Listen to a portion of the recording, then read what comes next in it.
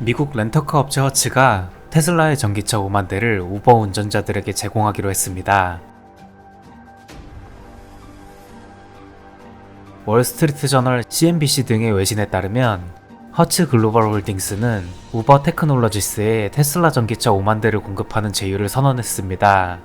허츠는 103년이나 된 전통을 가지고 있는 미국의 대표 렌터카 업체로 코로나로 인해 지난해 5월 늘어나는 빚을 갚지 못해 파산할 위기에 처했습니다. 허츠는 대공황, 제2차 세계대전, 오일 쇼크 등 온갖 위기에서 살아남았지만 코로나19 대봉쇄에 의한 관광산업의 대규모 위축으로 큰 타격을 입었습니다. 과거와는 다르게 우버와 리프트 등의 차량 공유 서비스와 신흥 카쉐어링 서비스 업체들이 대거 등장하면서 경쟁이 치열해진 와중에 팬데믹이 발생했기 때문에 더욱 피해가 컸었습니다. 2년 전인 2018년도만 해도 포춘 500 리스트에도 들어갔던 업계 1위 기업이기에 허츠가 파산을 한다면 대규모 실업자가 발생할 위기였습니다.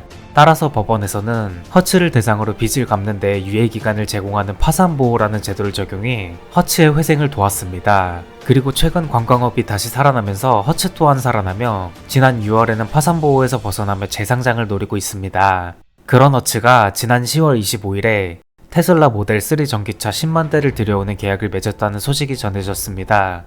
이 발표로 인해 테슬라는 주가가 폭등했고 이날 발표에 허츠가 계약한 10만 대 가운데 5만 대를 우버 운전자들에게 임대한다고 언급했습니다. 이는 얼마 전 취임한 포드 CEO 출신인 마크 필즈가 회사 보유 차량의 전기차 전환에 주력하는 대대적인 계약에 나서며 허츠에 새 바람을 불어넣기 위해 맺은 계약입니다. 마크 필즈의 예상대로 42억 달러 규모의 테슬라 전기차 구매 소식에 허츠와 테슬라 주가가 모두 올랐습니다. 허츠와 경쟁사인 에이비스 버직 그룹, 엔터프라이즈 홀딩스 등은 코로나로 인해 공장이 멈춰 반도체 부족으로 신차 생산이 차질을 빚자 중고차 시장으로 눈을 돌려 비교적 최신 모델 차량을 구입해 임대 차량 부족분을 메우고 있습니다. 반면 허츠는 전기차와 최신형 차량으로 임대 차량들을 교체하여 사람들을 끌어모아 이제는 렌터카 예약이 몰려 줄 서서 대기해야 될 정도로 상황입니다.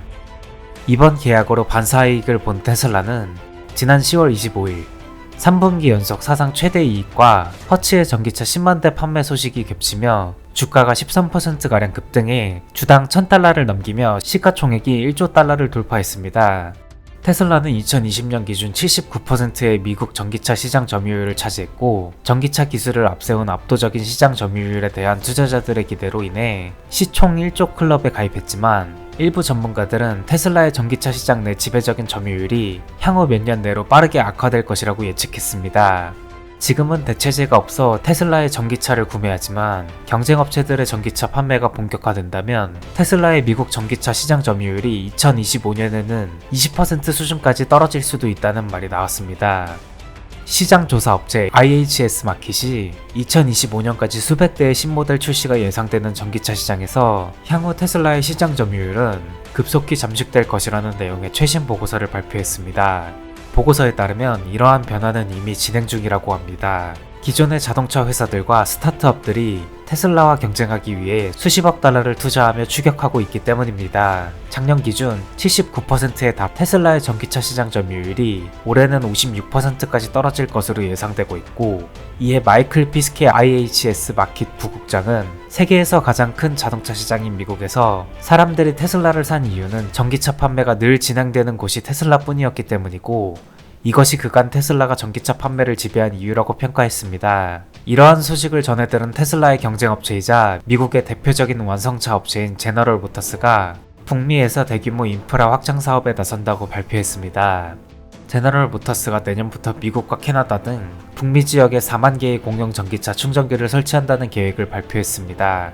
이는 지난 4월 28일 제너럴 모터스가 2025년까지 전기차 인프라 확대를 위해 7억 5천만 달러를 투자하겠다고 발표한 계획의 일환으로 4만 개의 전기차 충전기는 북미 지역에 설치된 전기차 충전기의 30%가 넘는 규모입니다.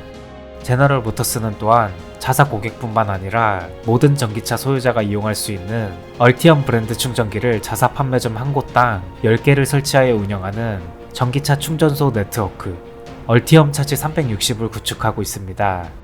이러한 공격적인 투자를 통해 홍보하며 2030년까지 매출을 2배로 늘려 전기차 업계 1위인 테슬라를 추월하겠다고 밝혔습니다. 제너럴 모터스는 1908년에 설립된 미국의 자동차 제조사로 한국에서는 대우자동차를 인수한 GM 대우라는 이름으로 많이 알려져 있습니다.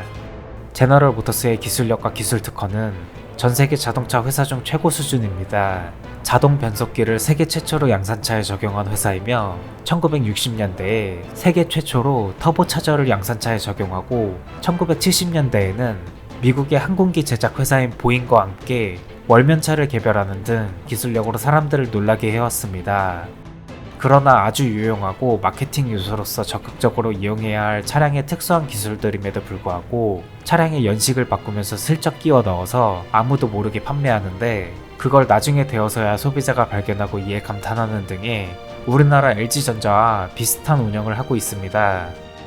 이 두 업체의 경쟁 결과가 어떻게 되든 우리나라의 LG가 반사이익을 얻게 될 것이라는 사실은 기정사실입니다. 2020년 5월 당시 LG화학이 세계 각국에 등록된 전기차의 배터리 사용량 가운데 27.1%를 기록하며 일본의 파나소닉과 중국의 CATL 등을 제치고 글로벌 전기차 배터리 사용량 1위에 올랐습니다. 그러나 LG화학의 배터리를 장착한 전기차의 화재로 인한 잇따른 리콜 소식에 잠시 침체되었지만 최근 다시 급부상하며 올해 5월 다시 배터리 점유율 1위를 탈환하였습니다.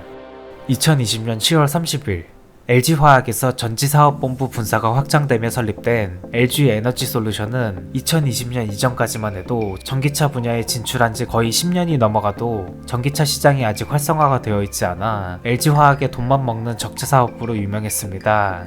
2020년 이전에는 중국의 CATL이 중국 내수 시장을 기반으로 1위를 유지했지만 코로나19와 보조금 감축 등으로 중국이 주춤한 사이 유럽연합이 과감한 친환경 정책을 펼치면서 유럽 시장에 강점이 있던 LG화학의 배터리 점유율이 크게 높아지며 이를 뒤집은 것입니다. 현재 배터리 시장은 LG화학, CATL, 파나소닉, 3개 업체가 전체 시장의 약 70%가량을 차지하며 3강 체제로 굳어진 가운데 이들 간 1위 경쟁이 벌어지고 있습니다. 중국은 저렴한 가격을 무기로, LG의 경우에는 전 세계에서도 인정하는 높은 품질로 전기차 배터리 시장을 점유하고 있으며 일본의 파나소닉의 경우에는 이 둘에 밀려 점차 점유율을 빼앗기고 있는 상황입니다. 글로벌 시장 조사 업체 IHS 마켓의 발표에 따르면 유럽의 경우 2040년부터 아예 내연기관 자동차의 판매가 금지되기 때문에 2030년까지 순수 전기차 비중은 50%를 넘길 것으로 보고 있고 미국은 25%, 중국은 40%를 넘길 것으로 보았습니다. 그러던 중 차세대 전지로 불리우는 전고체 배터리에서도 한국이 일본을 밀어내고 1위를 차지할 것이라는 말이 나왔습니다. 현재 전기차 배터리는 리튬 이온 배터리가 사용되고 있는데 이 전지는 자체가 매우 불안정해 아무리 안정적으로 만든다 할지라도 대부분의 경우 전해액을 유기용제로 구성하여 강한 외부 충격을 받거나 내부에서 양극과 음극이 어떠한 이유로 다 쇼트가 날 경우 폭발하게 될 위험성을 가지고 있습니다. 과방전될 경우에는 전체 용량이 크게 감소하고 과충전될 경우 음극의 부피가 팽창해 양극과 닿을 위험성이 생기는 것입니다. 따라서 배터리 시장은 차세대 전기차 배터리라 불리우는 전고체 배터리 제작에 많은 힘을 쏟고 있습니다. 전고체 배터리는 전지 양극과 음극 사이에 있는 전해질을 기존 액체에서 고체로 대체한 차세대 배터리로 기존의 액체를 사용한 배터리가 아닌 고체를 사용하여 제작되기에 화재나 폭발의 위험성이 매우 낮은 장점을 가지고 있습니다. 하지만 높은 단가와 리튬 이온 배터리에 못 미치는 출력 등으로 어려움을 빚고 있습니다. 현재는 일본의 도요타가 2010년 황화물 전해질을 사용한 배터리 시제품을 공개한 이후 연구가 눈에 띄게 늘어 전해질 소재 후보군으로 황화물과 산화물, 고분자 등 3종이 발굴되었습니다. 전고체 배터리를 가장 적극적으로 개발하고 있는 기업은 삼성 SDI와 일본의 도요타로 도요타의 경우에는 전고체 배터리 핵심 기술 특허의 40% 이상을 가지고 있어 앞서 이야기한 단가와 출력 문제를 해결한 전고체 배터리의 상용화는 도요타가 가장 먼저 성공할 것이라고 업계는 이야기하고 있었습니다. 그러던 중 올해 5월 한국전자통신연구원에서 2차 전지용 전해질 소재를 개발했다는 소식이 들려왔습니다. 해당 전해질 소재는 유기물과 무기물을 섞어 화재 위험이 없으면서도 높은 전도를 갖는 하이브리드 전해질입니다. 무기고체 전해질 소재의 표면에 자연적으로 생기는 이온 저항층이 전도 성능을 떨어뜨리는 원인임을 확인했고, 반도체 공정에 활용되는 건식 sik각법을 활용해 이온 저항층을 제거해 기존 전해질에 비해 이온 전도도를 2배, 충전과 방전 성능은 3배 이상 높이는 데 성공했다고 밝혔습니다. 만약 삼성이 전고체 배터리에서 우위를 점하게 된다면 LG의 리튬 이온 전지에 이어 한국 기업이 배터리 시장을 선도하는 결과를 갖고 올 것입니다. 오늘 준비한 내용은 여기까지입니다. 내용이 마음에 드셨다면 구독과 좋아요, 알람 설정까지 부탁드립니다. 감사합니다.